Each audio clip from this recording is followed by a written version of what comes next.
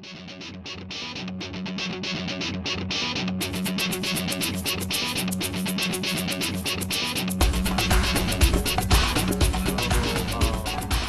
ng listeners, thank you po sa atheist community ng Philippines, kay Sir Mar sa bigay ng opportunity na mag-discuss nitong certain topic. At saka siyempre kay Sir Mark ng CFD Tagbilaran. And disclaimer pala, this is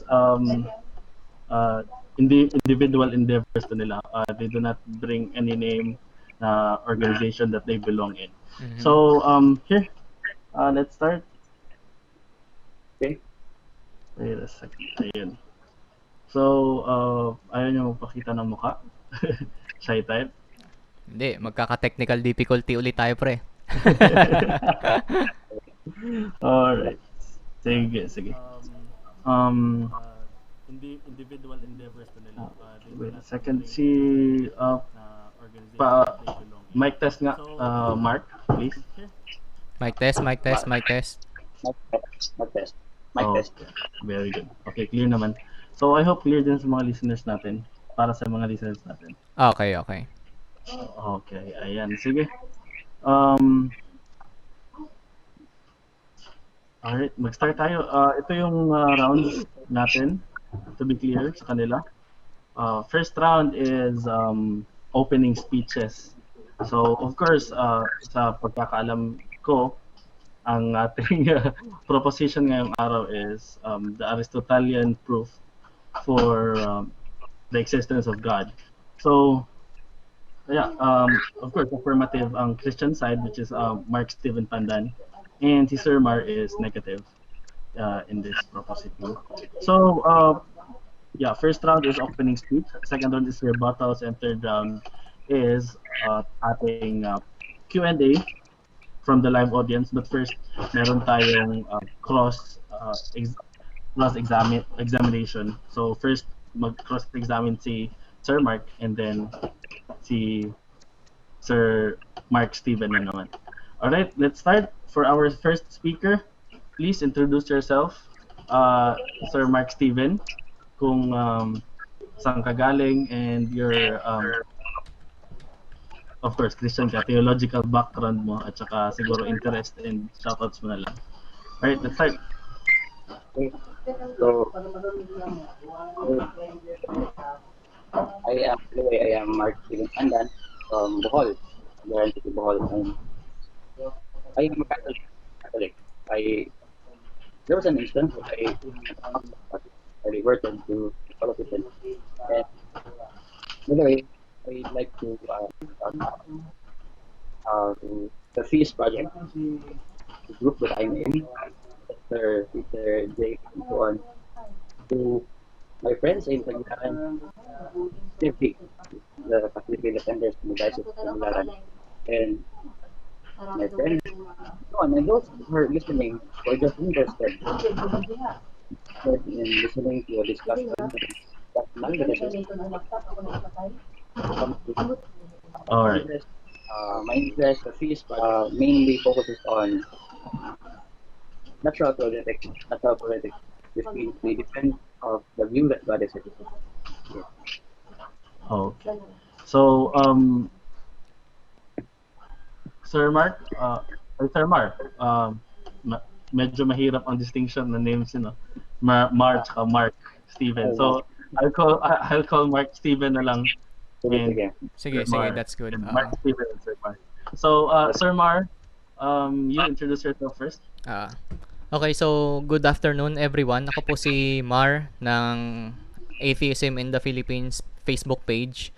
So, I have been an atheist since siguro at least mga nasa 8 years na, no? And yung mga debates na ginagawa natin dito is isa siyang way, no, para ma-promote yung magandang pag-uusap dito sa koponan ng theism tsaka sa atheism, no.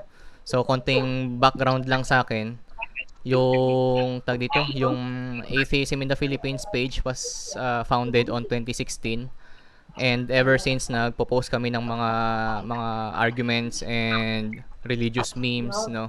Pero now magfo-focus tayo ngayon sa intellectual debates wherein maraming matututunan at marami tayong mapupulot na arguments and counter arguments on both sides, no. So yun yung target natin ngayong araw, and I hope ma-achieve natin to sa araw na to.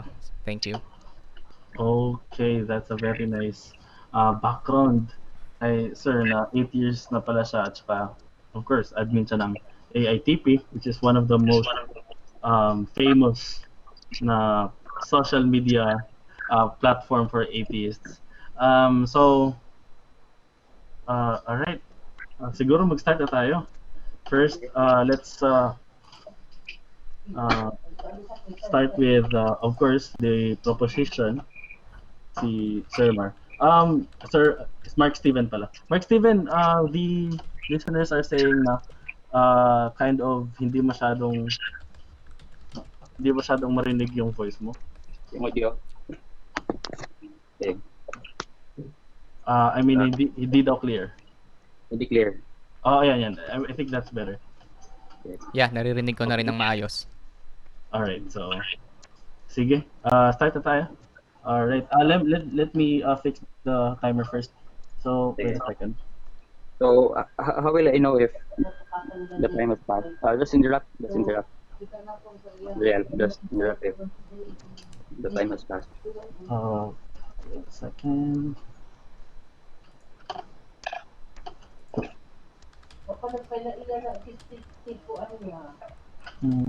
Mark Steven. Wait a second.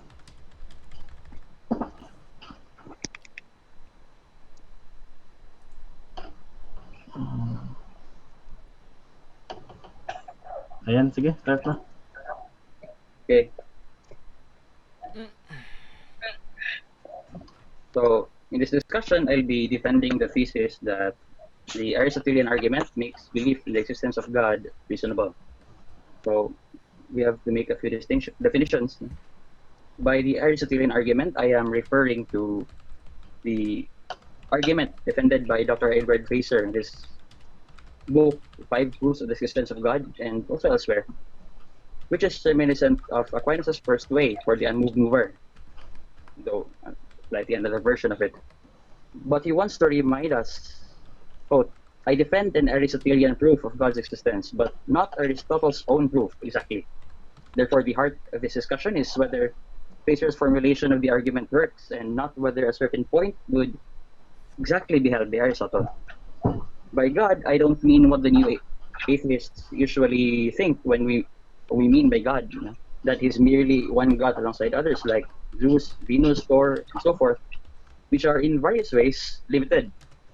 Instead, Fraser wrote, quote, the God of classic theism is underived or subsistent being itself, that from which anything else that exists or could exist derives its being, end quote. Sure, St. Thomas, Fraser, and I would identify him with the God of the Bible, but proving such is not a part of the goal of the argument at hand. Therefore, if we can discuss that at some other debate. By reasonable, I mean that the argument fulfills its aim to be a rational demonstration, which may not immediately convince all of its hearers, but that if understood and evaluated clearly, will not render one who follows its conclusion irrational. Okay, so the argument is philosophical, not scientific in the modern sense of the word. And such is precisely what we would expect if God exists, because by nature, he's beyond the universe. And hypothetically, a multiverse, he's beyond the multiverse, if such is true. Science can't even describe and explain everything within the universe, how much more those beyond. Scientism, by the way, is a philosophical position, and is thus self-referentially incoherent. St. Thomas Aquinas thinks that God's existence is not too self-evident to us that it can no longer be questioned. Neither is it too obscure that it can't be demonstrated through reason. But God, if he exists, then by nature he is invisible. Therefore, we can't know about God's existence by directly seeing him. So we can demand for a kind of evidence that we have to see him just to believe that he exists. Yet we can reason from effects to their causes. For instance, when we see some dark smoke rising at a distance, we infer that there exists fire, which at the moment we can see, yet which we know exists to cause such an observable datum, the datum which is smoke. In the same way, we reason a posteriori, that is, from the things we observe that the existence of God is their cause. In the argument at hand, the datum is the real occurrence of change. So the argument, in summary, has two stages. The first stage reasons from the datum, which is change, the existence of an unchanging changer, which in more precise technical language is a purely actual actualizer. In the second stage, we reason that such purely actual actualizer has the key divine attributes, the existence of whom is what it means for God to exist. So the conclusion is that God exists. So I begin with stage one. One, change is a real feature of the world. This is a direct. The premises are direct quotes from Fraser's book, Five Proofs of the Existence of God. Okay, we don't need to suppose that everything in the world changes. Just that there's at least one observable occurrence of change, which is either qualitative, quantitative, local, or substantial. When one tries to entertain an argument that change is just illusory, your mind itself undergoes change by moving from one premise to another to a conclusion, thereby presupposing the truth of change, which is what is intended to be proven false. Yet for Parmenides, change is impossible. Take, for example, some cold water in a kettle. For it to change from cold to hot, hotness, which does not exist in the water yet, should come to be ex nihilo, from nothing. Since something can come from nothing, change couldn't, Parmenides argues, in principle, occur. But there must be something wrong with this argument, since, as we have seen, the occurrence of change is undeniable. Aristotle later pointed out that Parmenides is wrong to suppose that change involves something coming from nothing. Hotness might not yet actually be in the cold water, but it is already there, potentially. So a change in water from cold to hot would involve the actualization of its potential to be hot. Since upon potential is something, not nothing, the actualization of potency does not involve something coming from nothing, and is therefore not impossible. So two, change, then, is the actualization of a potential. Deny this, and you'd fall into the Parmenidean pitfall, the paradox, or the problem posed by Parmenides, and change would be impossible, which certainly is false. So the actualization of a potential is a real feature of the world, since change is real. Now, nothing changes without an already actual changer. In other words, for no potential can be actualized unless something already actualizes it. Fire below the kettle only has the causal power to actualize the water's potency to become hot if it itself is already actual. Unless the fire is already actual, that is, the wood's potential to burn is no longer potential but actual, the water won't become hot. Unless the ground is already actual, also, it can hold the water in place. More on this later. So 5, any change is caused by something already actual. It's not necessary to draw a distinction between two kinds of causal series, one ordered per accidens and the other ordered per se. In the former, also called an accidentally ordered causal series, the effects have inherent or built-in causal power, such that they could actualize potencies independent from a constant bestowal of causal power from their own actualizers. In such a series, the receiver of actualization could actualize further potencies even if its own actualizer no longer exists. A son, for example, still has causal power to have his own child even if his own father is already dead. In the latter, also called an essentially ordered causal series, the effects have causal power that is derived from their actualizers. This means that the receiver of actualization can only actualize potencies insofar as its actualizer concurrently bestows causal power to it. Water in a kettle's potential to boil to boil is actualized if and only if the heat from fire below, hot enough to boil it, concurrently heats it. So, meaning removing the fire at any moment would result to a simultaneous, though not necessarily instantaneous, ceasing of the actualization of the water's potential to boil. Or in terms of water's location, water's potential to stay in that location is concurrently actualized by the kettle holding it, which is in turn held by some maybe large stones or stove, which are then held on by maybe a table, or which is then held on by the ground. Now, unless you're in the world of Tom and Jerry, you'd fall if the ground that holds you or the water up disappears. The former is also called a linear causal series since it typically extends backward in time, whereas the latter is also called a hierarchical causal series since it's time independent and the effect's causal power is less perfect than its cause, in the sense that the effect's causal power is just its cause's causal power working through it as an intermediary. It is an instrumental cause of its own cause, which is the principal cause. So sons actualized by fathers tend to go backwards in time, whereas the fire actualizing the kettle's potential to become hot, which in turn actualizes the water's potential to boil, are one event. Fire is a more perfect actualizer insofar as it is the principal cause for the boiling of the water, and the kettle's heat is merely an instrumental cause. The ground is also holding the water through the table, through the stone or the stove, and then through the kettle as instruments. Now, 6. The occurrence of any change C presupposes something or substance S which changes, meaning water's change, for example, from cold to hot presupposes the existence of the water. The next point now focuses no longer on any change but on the very existence of things themselves. For example, the water itself. Keep in mind that the causal series that the argument is concerned with is per se, not per accident, so it won't be relevant to talk about the Big Bang or so on. That is talking about the cause or the cause of the universe back then in the beginning. That's not relevant to the discussion. What we need now is a cause of the universe at this very moment, at any moment that the universe exists. So point 7, the existence of S at any given moment itself presupposes the concurrent actualization of S's potential for existence. This leads us to ask, why is it that the existence of water at any moment that it does exist is actual, rather than it falling into nothingness? It is sometimes suggested that the answer is because S has existential inertia, that is, so long as no changer intervenes with it, with S, it has the capacity to remain in existence from time t to time t plus 1. But why is this the case? What gave the water the power? In the case of water, what gave it the power to remain in existence from t to t plus 1?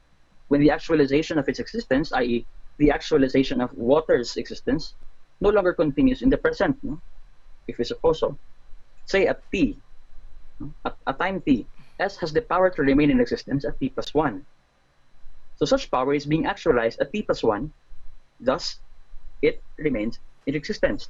But that's problematic since powers inhere in substances, and so S should first exist at t plus 1 for its very power to remain in existence to be actualized, leading us to a vicious regress. And add to that the fact that S's existence also rests on the actuality of its parts. Physically, S would collapse into nothingness at any moment that its microstructure, say the structure of H2O, is not actual. Metaphysically, the prime matter and substantial form of S and even of its physical parts are mere potencies and hence impotent to bestow actuality to each other and to S itself at any moment that S is actual. Neither could S exist if the essence and of existence of S or its parts are not conjoined. So 8, any substance S has at any moment some actualizer A of its existence, which conjoins its matter and form on the one hand and existence and essence on the other. Now it's time for a disjunction, point 9. A's own existence at the moment that it actualizes S itself presupposes A, the concurrent actualization of its own potential for existence, or B, A's being purely actual. What is essential, by the way, to being an actualizer is the actualization of something's passive potency to receive actualization. It is a merely potential or accidental fact that actualizers tend to undergo change themselves upon causing actualization. To say otherwise is to commit the fallacy of accident, which a logic textbook defines as confusing the accidental with the essential. Hence, it is possible that S's actualizer is, or the actualizer A is purely actual. If so, then a purely actual actualizer exists. Now, for another disjunction, 10, if A's existence at the moment it actualizes S presupposes the concurrent actualization of its own potential for existence, then there exists a regress of concurrent actualizers that is either A, infinite, or B, terminates in a purely actual actualizer. 11, but such a regress of concurrent actualizers would constitute a hierarchical series, no? And such a series cannot regress infinitely because each intermediate actualizer has causal power concurrently derived from a first actualizer. The first actualizer must be purely actual, since if it has any potency, something else could actualize it. So in that case, it's not really ontologically first. A first actualizer must exist whose causal power is underived from anything else because it lacks any potency that could be actualized, or else S wouldn't exist at any moment that it does, which it can't be if it's not purely actual. So 12, either A itself is a purely actual actualizer, or there is a purely actual actualizer which terminates the regress that begins with the actualization of A. So the occurrence of C and thus the existence of S at any given moment presupposes the existence of that which is purely actual, which is the purely actual actualizer. So 14, there is a purely actual actualizer. Let's say under stage 1. How much time do we have left? So maybe I just continue until you'd say stop. No? So we have 6 minutes. Okay. So as we We begin still with have stage 2, we have to keep in mind that as Facer points out in chapter 6 of his book, 3 concepts lie behind stage 2. First, the principle of proportionate causality, which means that whatever is in it, the effect must be in its total cause. And second, adjective sequitur esse, or action follows being. We can talk about this more later. And third, the doctrine of analogy, which means that when we speak about God's attributes, we are speaking not univocally or in exactly the same sense that we speak about them in creatures, neither equivocally or in completely different senses, but analogically, wherein both from Facer, the term is not used in exactly the same sense in both contexts, but the senses are not completely different either. So when we talk about God's omnipotence or God's intellect, God's power, we're not talking about such attributes in exactly the same way. Excuse me, Mark. About that. If I can butt in, excuse me muna. Na-pause ko kasi yung timer. So maybe you have around 3 minutes na lang. I'm very sorry. Okay? Okay, it's okay. So we can just summarize the stage 2 of the argument. In order for there to be more than one purely actual actualizer, there would have to be some differentiating feature that would actualize that one such actualizer has that the others lack. So this is just a direct quote from Facer. But there could be such a differentiating feature only if a purely actual actualizer had some unactualized potential, which, being purely actual, it does not have. So there can be no such differentiating feature, and thus no way for there to be more than one purely actual actualizer. So there has to be only one purely actual actualizer. The rest of the argument reasons that such one purely actual actualizer should be God. Why? Because it has to possess the key divine attribute. Specifically, we can talk about this more later. Such a purely actual actualizer, such one purely actual actualizer should be in premise 48. It should be one, immutable, eternal, immaterial, incorporeal, perfect, fully good, omnipotent, intelligent, and omniscient. We have independent reasons for each of them, for each attribute. And premise 49, but for there to be such a cause of things is just what it is for God to exist. So the conclusion is God exists.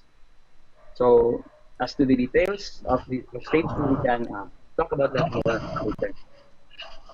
Okay. Alright. So, ayun, I guess tapos na yung first opening speech, yung opening speech ni Mark Steven. So, of course, nakikita ko sa live chat na ang daming siguro atheist to, more gut feel ko lang. Atheist to. Nagre-reklamo sila kasi nosebleed daw, kesyo ganito, ganyan. Metaphysical, ganyan. Kasi yun yung point kasi ng debate na to. Pag-uusapan nila yung proposition na yun. And of course ito ipapakita ni or ililay out ni Sir Mar ang kanyang views and opinions, bakit uh, negative siya dito or di siya nag-a-agree na na possible si God sa argument ni Mark Steven. Alright? So, Sir Mar, let's start sa iyong speech. Hello? Okay na ba? Okay. Sige. So, thank you Mark Steven for that introduction and dun sa iyong opening statement, no. Ibabanggitin ko lang sa mga nakikinig sa atin. Yung sinasabi ni Mark Steven is ang tinatawag dito is the Aristotelian argument, no. And yung in-outline niya na mahabang premises, no, is galing kay Edward Fesser. Si Edward Fesser ay isang Christian book writer. So doon nang galing yung kanyang mga premises. For the convenience, no, of others, i-outline ko ulit yung mga premises na kanyang binigay para maging malinaw sa lahat, no. So, ang argument natin ngayon, ang tanong is the Aristotelian argument makes belief that the God exists is reasonable, no. So kung sa madaling salita, kung gagamitin natin yung Aristotelian argument, no, reasonable ba na pagbasihan yon para masabing totoo ang Diyos, no. So let's start, no. Sa sa sariling recording ko, ipapakita ko yung bawat premises, no. So abangan natin yung replay nitong video na to para mas maging malinaw sa lahat yung mga premises para mabasa nyo rin. So ang pinaka-basis nung argument ni Mark Steven is yung tinatawag nating unactualized actualizer. So sa madaling salita, ito yung tinatawag na unmoved mover, no. So bakit nga ba nagkaroon down ng unmoved mover?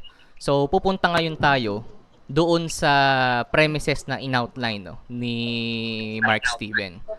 So premise 1. Ang premise 1 natin is change is a real feature of the world. So sa madaling salita, mga bagay-bagay sa mundo is nagbabago. Totoo naman, 'di ba? Wala tayong reklamo doon because it is an observed reality sa ating mundo, no? Ngayon, si Edward Fesser or si Aristotle, dinefine niya yung change, no. Ang ibig sabihin ng change para sa kanya or motion is yung pag-convert ng potential to actual, no. Kung narinig nyo kanina yung sinasabi niyang potentiality, actuality. So pwede natin yung i-explain na yung potential ng isang bagay is yung mga pagbabago na pwedeng mangyari dun sa bagay na yun, no. And yung actuality, no, is yung naganap na pagbabago dun sa bagay na yun. So sa madaling salita, sabi ni Aristotle, change occurs from potential to actual. So ang formal na sinasabi niya doon is change is the actualization of a potential. So sa Tagalog, yung pagganap ng posibilidad ng isang bagay, no. So nabanggit niya yung hot and cold, no. So sa practical example natin, yung tubig may potential na uminit tapos actually iinit siya. So ganun yung nun. Ganun yung sa parang in short na, no. Ngayon, yung change na sinasabi ni Aristotle, nagre-require siya ng isa pang changer, no. So dun sa nabanggit natin kanina, yung tubig mula maligamgam, may potential siyang maging mainit. Tapos kalaunan, magiging mainit siya. Pero di naman siya pwede maging mainit mag-isa, di ba? There has to be something already actual. So ang ibig sabihin, already naganap na para magpaganap dun sa potential ng tubig na maging mainit. So kung babalikan natin yung example natin kanina, yung tubig may potential na maging mainit, naging actually na mainit siya. Bakit naging actually na mainit? There has to be something na magpapa-actual dun sa pag-init na yun, which is external heat, no? So yung external heat na yun, titingnan mo rin. Yung external heat ba na yun, mag-isa ring nagbago from cold to heat? Hindi, di ba? So, kailangan mo rin ng isa pang actual para magpainit dun sa bagay na yun, no? So, ang problema ngayon ni Aristotle is magkakaroon tayo ng infinity doon sa ano na yon, doon sa kaso na yon, no? So, yung tubig, kailangang uminit, may nagpainit. Yung nagpainit, sino nagpainit? Isa pang nagpainit. Tapos, yung isa pang nagpainit, sino pa yung nagpainit doon, no? And so on and so forth. Ang tawag doon is vicious regress, no? Infinite regress, kumbaga. And it would go on to infinity unless merong tinatawag na unmoved mover or unactualized actualizer or uncaused cause para magsimula nung lahat ng bagay sa universe natin, no?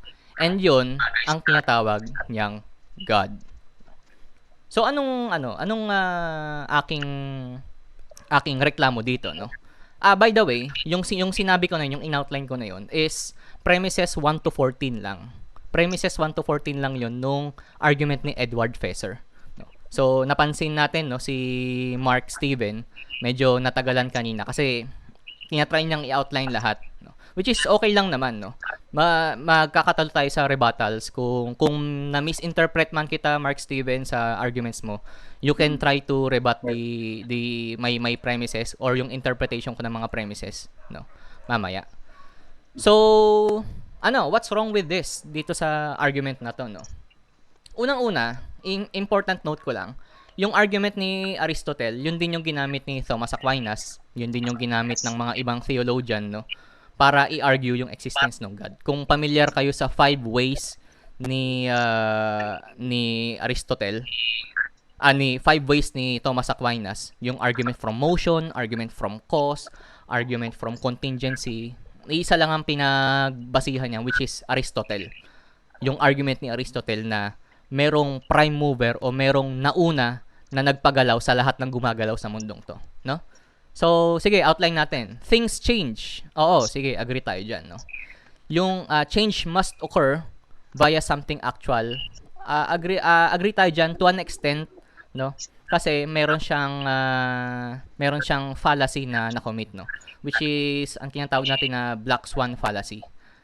Yung black swan fallacy, kung i-explain ko siya ng simple is, pag sinabi mo na walang black swan kasi lahat ng swan na nakikita mo is puti, magkakamali ka doon once na mayroong lumitaw na actual na black swan. And meron nga na actual na black swan, no? So, sa madaling salita, yung sinasabi ni Mark Steven at ni Aristotle na no potential can be actualized unless something already actualizes it, no? So, hindi niya sinasabi doon na lahat ng may potential na maging actual ay merong taga-actual or lahat ng may potential na mag-move ay merong mover. Pero ang pinaka-accurate doon is yung lahat ng na-observe natin sa universe na to na may potential na mag-move ay may mover, no? So kung finraise mo yun na gano'n, no, mas honest siya, mas accurate, and more admitting to the fact na tayo mga tao ay flawed beings na may limited view ng universe, no? So, if Fesser's argument or Aristotle's argument is to be 100% real, then even yung unactualized actualizer, yung unmoved mover, yung uncaused cause, should have an actualizer or cause or mover. So, sa madaling salita, yung prime mover dapat may mover din. Therefore, forcing the infinite regress because of the words themselves na everything has a cause, no potential can be actualized unless something already actualizes it, no? So, nagko-commit dito ngayon ng tinatawag na special pleading. Special pleading is yung gagawa ka ng exception dun sa argument mo, no? Na lahat may cause except lang si God, no? Lahat ganito except lang dito for the benefit of the argument of the theist, no? So siguro parang sa dating natin, no, dinideny ko na merong cause and effect, yung law of causality, no, na merong cause ang universe, merong simula, 'di ba? Sasabihin siguro ng theist, what about yung Newton's law of motion, 'di ba? Ginagarantisado na niya na merong law of causality, merong law of cause and effect, na lahat ng gumalaw merong nagpagalaw, no? Actually no, they don't. Kasi ang scientific law natin ay descriptive at hindi prescriptive. Anong pinagkaiba nun? Ang descriptive is dinidescribe lang niya yung nakikita natin sa nature. So in other words, hindi siya utos, kumbaga, hindi siya prescriptive. So yung Newton's law of motion, dinidescribe lang niya yung universe as we see fit. Hindi nito ibig sabihin na yung start ng universe is may cause din, no? Because discussions about the origin of the entire universe must go outside the conventional math and science laws as we know it. Kasi nga simula na ng universe yung pinag-uusapan natin eh. Tapos gagamit ka ng Aristotelian law, Newtonian law para i-describe yung beginning ng mga law na yon. So medyo meron ka ditong meron ka ditong mismatch sa argument natin, no. Ang mga scientists ina-admit nila na sa Big Bang everything breaks down at t equals to 0 sa mismong simula, no. And hindi natin alam kung ano nangyari, no. Maaari namong sabihin na yung Big Bang is yung simula. No. Ang pinaka-formal argument ng Big Bang is yung expansion ng universe. Hindi na dinidescribe yung simula. No? Yan yung trabaho ngayon ng mga cosmologists is para i-discuss yung simula. While yung mga theologists naman, no, gumagamit ng Aristotelian logic, Newtonian logic to justify the beginning of the universe. And that's just not the case, no. Kasi tulad nga sinasabi ko kanina, we are flawed human beings with a limited view of the universe, no.